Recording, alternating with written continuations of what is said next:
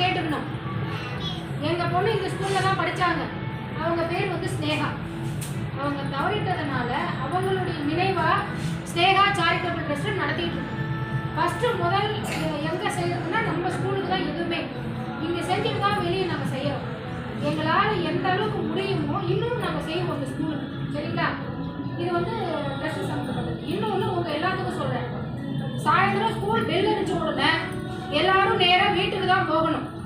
வழியில் யாராவது ஏதாவது கொடுத்தா வாங்கக்கூடாது.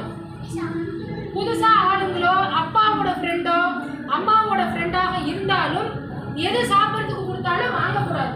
சரிங்களா? அதே மாதிரி யாராவது வழியில் வாங்கணும், நான் கொண்டு போய் வீட்டில் விடுறேன், உங்கள் அப்பாவுக்கு ஃப்ரெண்டு உங்கள் அம்மாவுடைய ஃப்ரெண்டு நான் கூப்பிட்டு போகிறேன் அப்படின்னு சொன்னாலும் யார் கூடிய சைக்கிளாக இருக்கட்டும், காராக இருக்கட்டும், ஆட்டோவாக இருக்கட்டும், டூ வீலராக இருக்கட்டும் ஏறக்கூடாது.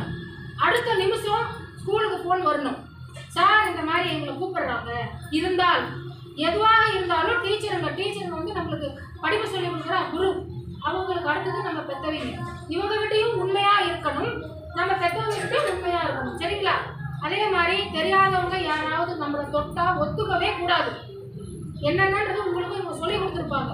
பேட் டச் எதுன்னு உங்களுக்கு தெரியுமா? எல்லாத்துக்கும் தெரியுமா?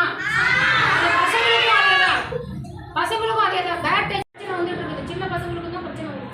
அதனால இருபாலருமே என்ன பண்ணணும், என்ன நம்ம எப்படி இருக்கணுங்கிறத யோசிச்சு நம்ம செயல்படணும். சரிங்களா? ஸ்கூலை விட்டா வீடு, வீட்டை விட்டா ஸ்கூலு, வழியில இந்த சாக்லேட் திங்கிறது, மிட்டாய் திங்கிறது இதெல்லாம் எதுவுமே பண்ணக்கூடாது. நேராக போகணும். போகும் பொழுது இந்த செட்டு சேர்ந்துக்கிறது அதெல்லாம் நாங்களும் செஞ்சுருக்குறோம், இல்லைன்னு சொல்லலை. அப்போ அந்த காலம் வேற, இப்போ இந்த காலம் வேற. செட்டு சேர்ந்துட்டு சிரிச்சுட்டு போகிறது பிடிக்கிறதுலாம் இருக்கக்கூடாது.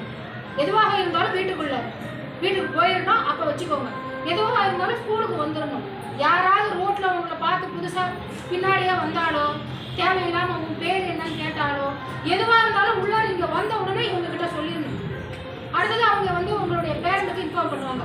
அந்த மாதிரி ஒரு நிகழ்ச்சி இருந்தால், இல்லைன்னா ரொம்ப சந்தோஷம். எல்லாரும் விழிப்புணர்வோடு இருக்கணும். சரிங்களா? ஓகேவா? என்ன செய்யணும்? பேட் டச் பண்ணா என்ன சொல்லணும்?